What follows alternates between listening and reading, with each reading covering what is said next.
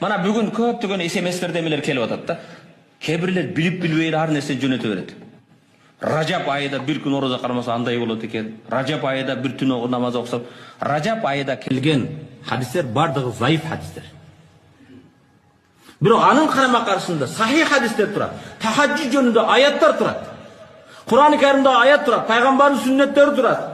Ражаптан ташкары дүйшөмбү күн, пайшемби күн ороза кармай турган пайгамбардын сахих хадистери турат. Ошончо эмелерди коюп коет да. Ражапка келгенде ага SMS жөнөтөт, буга жөнөтөт. Сен бир нерсени аныктасаң, элестетсең bir күн ороза кармасаң дейт, той болуп кетет экенсиң, дозоктон кутулуп кетет, бир неме кылсаң, апырта бербеш керек да билбей эле.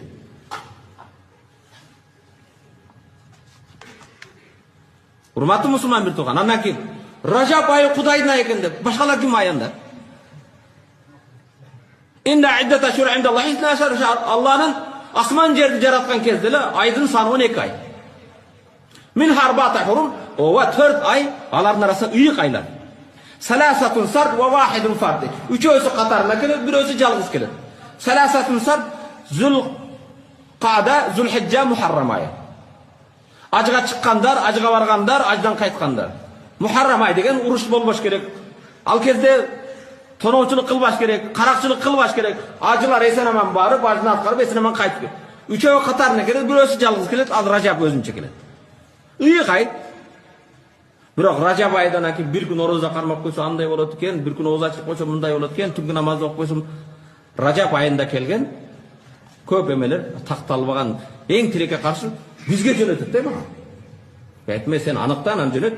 Билип билбей ар кеңе эме кыла бербеш керек да.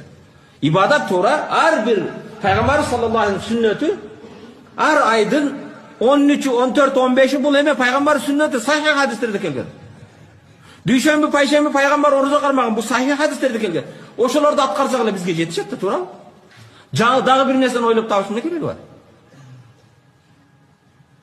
Тахаджуд маселеси Кур'ан-ы Каримде келген пайгамбардын сүннөтү.